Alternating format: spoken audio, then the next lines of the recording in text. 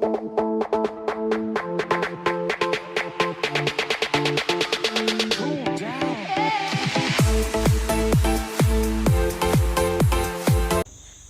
y'all, today I'm going to show y'all how I take care of my injured horses.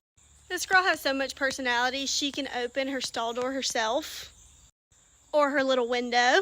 So this is Queen, and she actually got cut on Friday and it's now Monday. It's looking a lot better, but I'm just going to show y'all how I've got it to this point. I just want to put a little disclaimer on here and say that if your horse is injured, if they get cut, definitely see a vet. This girl though accidentally sliced her leg in a really bad spot, and I don't think a vet would have put stitches in it because it would have torn open. First things first, I've haltered her and tied her. I'm noticing a lot of dust on her, so I'm going to come over here and just brush her out around the cut.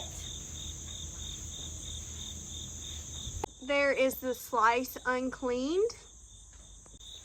Now first, I take hydrochlorohexene on these paper towels and just clean up around it because it is painful. Now it is time to actually get into this cut, and what I like to do is just take either gauze or paper towels soaked in that solution, and this is a paper towel, but I like to just push it on here and let everything soften. I'm just gonna come in here and kind of start wiping away all the excess that was mainly the topicals I put on last time. And I keep trying to like flip it over and create a fresh sheet because I don't want to put anything back in there.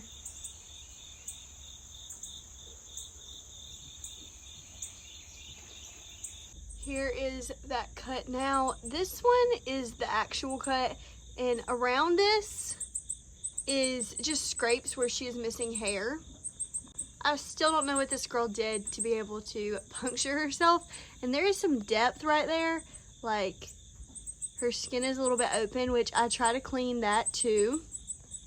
So now I'm just waiting on it to dry before I move on to the next step.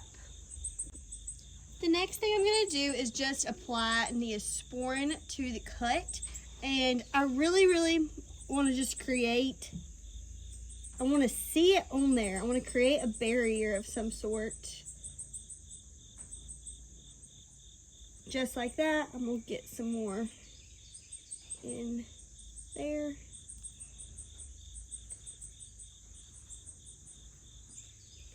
And the Neosporin is what turned yellow.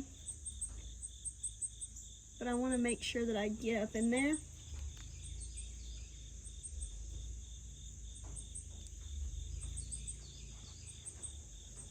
A little bit will stay in there even if these outer sides droop down and fall out.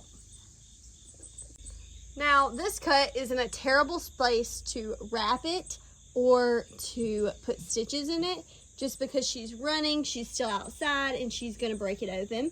So because of that, I create almost a bandage with wound clay, which I will show you how I do that in a second once this kind of seeps in. I use this wound clay, which I got from Tractor Supply, and I just put a heaping amount on my hand. Now I'm going to make almost like a cast with it. I know I'm knocking off some of the Neosporin. That doesn't matter. This is wound clay, so it's also going to assist in the healing process. Now, sadly, it is the first week of September, so we are still done with flies here in Northeast Georgia. So I just have some swat I'm going to rub all the way around here. Now for swat, I always use a glove. I know some people don't, but I am going to take a good mount because I don't want nothing getting in here or even around it or thinking about it. And I do wipe all of this off at night, and I redo the whole thing at night, except I do not apply swat. This is how it looks when I'm done with it in the mornings. This girl is getting some medicines just to make sure she's feeling good, and she's getting some antibiotics as well. If y'all have any questions for me, drop them below, and I will see y'all next week.